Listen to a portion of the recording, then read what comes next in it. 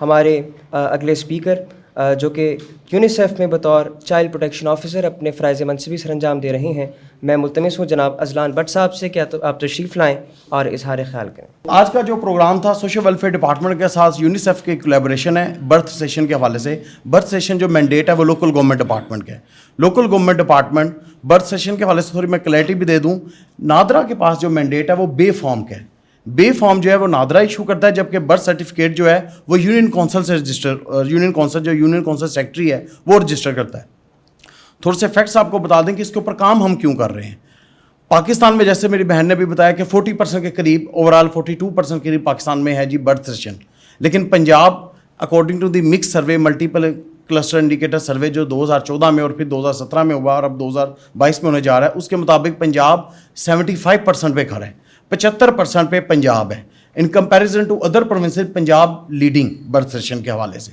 और अगर हम 75% है, 25% ऐसे बच्चे हैं जो कि किसी काउंटिंग में नहीं आते। और 166 मिलियन ओवरऑल अनरजिस्टर्ड पॉपुलेशन थी 2019 में, जो डाटा यूनिसेफ ने शेयर किया था पूरे पाकिस्तान में। और पंजाब में हर साल 7 लाख बच्चे ऐड होते जा रहे हैं अनरजिस्टर्ड पॉपुलेशन में। जब ये डाटा आया तो उसमें जो 25% जो अनरजिस्टर्ड पॉपुलेशन थे वो ज़्यादातर हमारे साउथ पंजाब में थे। अगर हम जाएँ, सबसे ज़्यादा जो कम बच्चे रजिस्टर होते हैं वो राजनपुर में है, जहाँ पे 13% बर्थ सेशन रेट है। 2014 के मिक्स सर्वे में वो 17% था, 2017 के मिक्स सर्वे में आके वो 14%, मजीद उसमें कमी आई। मतलब आप इमेजिन कर सकते हैं हर 100 में से 86 बच्चे ऐसे हैं जिनको किसी गवर्नमेंट के कागज़ों में शामिल ही नहीं किया जाता। ये राजनपुर की सूरत हाल है। इस तरह डीजी खान है, फिर मुल्तान है, फिर बहावलपुर है। 10 डिस्ट्रिक्ट ऐसे आइडेंटिफाई किए गए। 2014 में पंजाब गवर्नमेंट ने एक बर्थ सेशन स्ट्रेटजी लॉन्च की जिसमें 10 डिस्ट्रिक्ट आइडेंटिफाई किए गए जहाँ की birth session rate less than 50% है। अब वो जगह जहाँ से 50% से भी कम है। अभी बड़ी अच्छी सर भी बात कर रहे थे कि उसमें बच्चियों के हवाले से हमने जब 1-2 सर्वे किए राजनपुर में जाके, कम कुछ लोगों से जब इंटरव्यू किए कि जी आप अपनी बच्चियों का नाम बताते हैं, बच्चियों को रजिस्टर करते हैं, वो कहते हैं सराइकी में कि असी पागल अपनी बच्ची का नाम जाके गैर आदमी को दसीए। मतलब आप देखें कि लोगों की मेंटालिटी क्या है कि हम अपनी बेटी का नाम शेयर करें इसलिए हम रजिस्टर नहीं करवाते। ये सारी चीज़ें देखते हुए कुछ ग्रे एरिया आइडेंटिफाई किए गए स्ट्रेटजी में। एक तो हमने इलाकों का पता चल गया कि कहाँ पे वो 25% मौजूद हैं। दूसरा हमें ये पता चल गया हमें गवर्नमेंट की कैपेसिटी बिल्ड करनी है। लोकल गवर्नमेंट डिपार्टमेंट, उनकी ट्रेनिंग करवाई गई, उनको रूल्स एंड रेगुलेशन। आज से पहले आपको बता के सुनने में हैरत होगी, पाकिस्तान जब से आज़ाद हुआ है हमारे बर्थ रजिस्ट्रेशन रूल्स ही नहीं थे बने। आज से पहले सिर्फ गाइडलाइंस होती थी, इंस्ट्रक्शन होती थी कि भाई ये कर दें। सेक्रेटरी साहब आए हैं, कोई मिनिस्टर आया, उन्होंने इंस्ट्रक्शन जारी की, वो अपने अपने डिस्ट्रिक्ट में वो उसको इंप्लीमेंट करते थे। और इंस्ट्रक्शन को वायलेट करना आसान है, रूल्स को वायलेट आप नहीं कर सकते क्योंकि वो कानून का पार्ट बन जाता है। 2021 में पंजाब लोकल गवर्नमेंट डिपार्टमेंट ने पहली दफ़ा बर्थ सेशन रूल्स बनाए, कैबिनेट से उसकी अप्रूवल ली और बाकायदा वो उसका पार्ट बन गए। 3 किस्म की स्लैब हैं जी। अच्छा, एक तो ये चीज़ आगे जो सबसे इंपॉर्टेंट काम था वो ये था, लोगों को शऊर ही नहीं है कि जी हम अपने बच्चों को रजिस्टर करवाएं क्यों। आज पहले भी हम ये बात कर रहे थे, अभी आप सारे इंटरनेट के लोग हैं, वर्ल्ड पॉपुलेशन काउंटर के नाम से एक वेबसाइट है, उसमें अगर आप जाएं तो लाइव बर्थ आ रही होंगी, इतनी बर्थ होगी, इतनी डेथ होगी, इतने पैदा हो रहे हैं, ये ग्रोथ रेट चल रहा है, इस तरह से है। मतलब दुनिया कहाँ से कहाँ पहुँच गई। लेकिन हम उसी तरह से अभी भी अंदाज़ों से करते जा रहे हैं। अगर बर्थ रजिस्ट्रेशन होगी, हमारी पॉपुलेशन का हमें पता होगा तो गवर्नमेंट हमारे लिए बेहतर प्लानिंग कर सकेगी। और आगे भी जितनी भी ये सेहत इंसाफ कार्ड है या बाकी जितनी चीज़ें हैं वहाँ पे जो सहूलियात है आवाम को मिल सकेंगी। तो बर्थ सर्टिफिकेट जो सबसे ज़्यादा मसला था वो अवेयरनेस का था। सोशल वेलफेयर डिपार्टमेंट के साथ यूनिसेफ ने एक कोलैबोरेशन की कि सोशल वेलफेयर डिपार्टमेंट का एक वास्ट नेटवर्क है CSOs का, NGOs का। तकरीबन पंजाब में 5000 प्लस ऑर्गेनाइजेशन है एक्टिव NGOs जो कि सोशल वेलफेयर डिपार्टमेंट से रजिस्टर्ड है। तो लोकल गवर्नमेंट का अपना सेटअप है यूनियन काउंसिल का, जो कि पंजाब में 4000 से ज़्यादा यूनियन काउंसिल सेक्रेटरीज हैं और पंजाब में 5000 से ज़्यादा सोशल वेलफेयर डिपार्टमेंट की CSOs हैं। तो उसको यूज़ करते हुए हमने कहा कि हम लोगों में अवेयरनेस भी दें, लोगों को उसका शऊर भी दें। जहाँ पे साउथ पंजाब में हमने स्ट्रीट थिएटर वगैरह करवाए, सारा कुछ एक्टिविटीज़ करवाई। जब ये सारी चीज़ें हो गई तो लास्ट मंथ मेरी मुदस्सर रियाज साहब से जब मुलाकात हुई तो हमने कहा आजकल हमारे इस दौर में सबसे ज़्यादा जो इन्फ्लुएंस करते हैं वो हमारे सोशल मीडिया के लोग हैं, सोशल एक्टिविस्ट, हमारे मीडिया के एक्टिविस्ट जो हैं, हमारे ब्लॉगर जो हैं, हमारे यूट्यूबर जो हैं। आज से पहले अगर हमने कासिम शाह साहब से मिलना था तो हो सकता है मुझे 50 बंदों से इनका नंबर ढूंढ के फिर यहाँ पे आना पड़ता। प्राइम मिनिस्टर से मिलना था तो हो सकता है मैं आज भी ना मिल सकूं, लेकिन आप लोग ऐसे हैं कि आपकी एक तहरीर वो टॉप ट्रेंड अगर ट्विटर पे बन जाती है तो प्राइम मिनिस्टर तक भी पहुंच सकती है और शाह साहब भी उसके ऊपर लेक्चर देंगे, भाई ये कि सोशल प्रॉब्लम और हमने इसके ऊपर बात करनी है। हम आज से पहले का ट्रेंड था, सेमिनार करते थे, 50 बंदों को बुलाया, वहाँ पे होटल में अच्छा से सेमिनार किया, सेमिनार खत्म, लोग चले गए और वो 1 से 2 तक दिए से दिया जलाने वाली बात की जाती थी, लेकिन 2-3 दिया जलाने के बाद शम्मा बुझ जाती थी।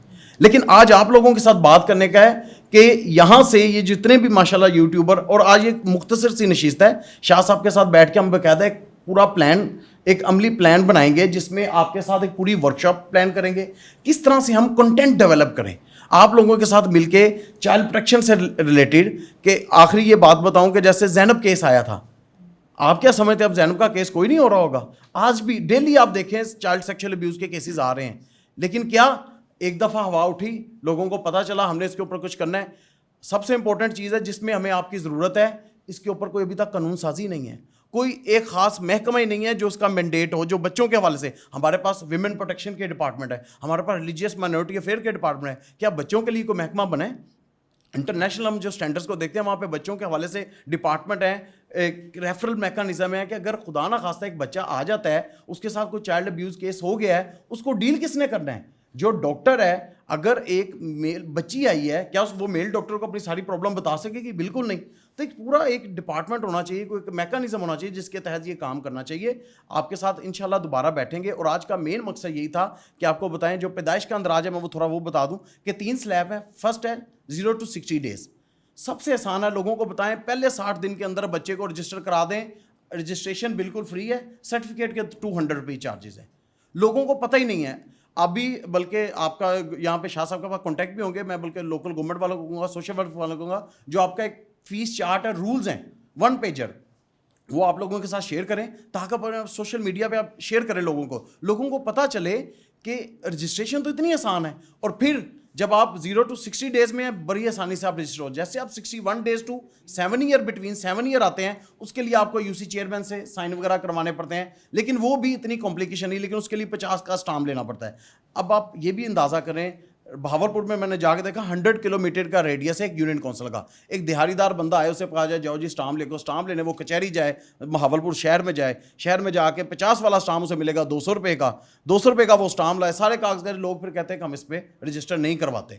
तो बाद में जब 5-10 हज़ार देना पड़ता है, फिर उस वक्त रजिस्टर करते हैं। और आखिरी जो स्लैब है वो है अबव 7 ईयर, 7 साल के बाद जब आप करवाएंगे, वो इतना आसान नहीं है।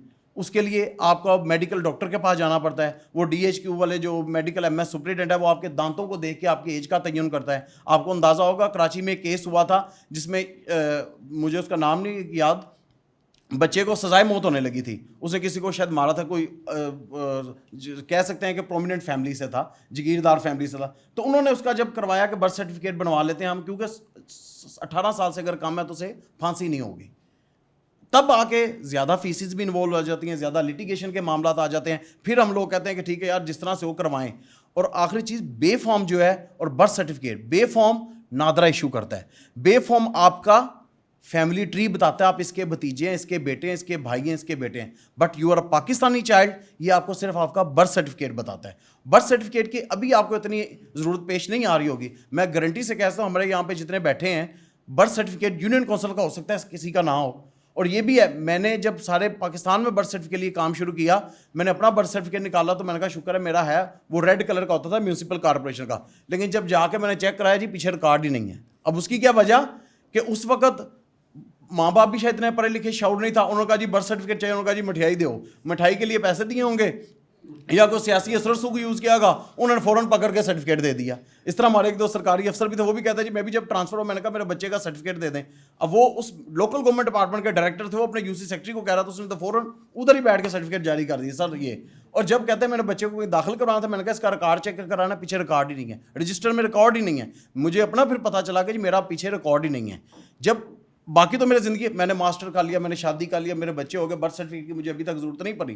लेकिन फॉर एग्जांपल मैं इमिग्रेशन के लिए अप्लाई करता हूँ, किसी आउट कंट्री के लिए स्टडी के लिए जाता हूँ, तब एम्बेसी वाले जाके आपका यूनियन काउंसिल से रिकॉर्ड चेक करते हैं। और वो सिर्फ रिकॉर्ड चेक नहीं करते कि सादिक मोहम्मद का नाम लिखा हुआ है, वो उसकी नोयत भी बताते हैं किस नोयत का लिखा हुआ है, बाकी सारा ब्लू पेन से लिखा है, ये केला ब्लैक पेन से लिखा है, बाकी सारा नीट एंड क्लीन लिखा है, ये केला ओवर राइटिंग करके लिखा है। तो ये सारी चीज़ें बताने का मकसद है कि बर्थ सेशन की बड़ी अहमियत है और पैदाइश के अंदराज के साथ साथ जो चाइल्ड प्रोटेक्शन है, बच्चों को इस्तेसाल से बचाना, जिनसी ज़्यादती से बचाना, अब्यूज़ से बचाना, नेगलेक्ट से बचाना, एक्सप्लॉयटेशन से बचाना, उसके लिए हम आप लोगों से दोबारा एक बैठक करेंगे शाह साहब के तवज्जुह से, और ताकि हम एक पूरी डिटेल 2 दिन की एक वर्कशॉप करें, एक कंटेंट डेवलप करें, ताकि आप लोग वहाँ से आगे दूसरों तक पहुँचाएं। और खैर का काम हमेशा शाह साहब करते रहते हैं और आज आप लोगों भी, हम सब इनके शागिर्द हैं, तो हम सब से ये फ़र्ज़ है कि सर ने भी बताया कि नबी सल्लल्लाहु अलैहि वसल्लम ने उस यहूदी को अपने मिंबर वाली जगह पर बताया कि खैर का काम वो कर रहा है। मैं तो उससे कहा कि ठीक है, लोगों को शऊर दे, लोगों को इस बीमारी से बचाए। तो हमारे लिए तो बहुत बड़ी ये सबक की बात है। आप सबका जी बहुत शुक्रिया। Thank you sir.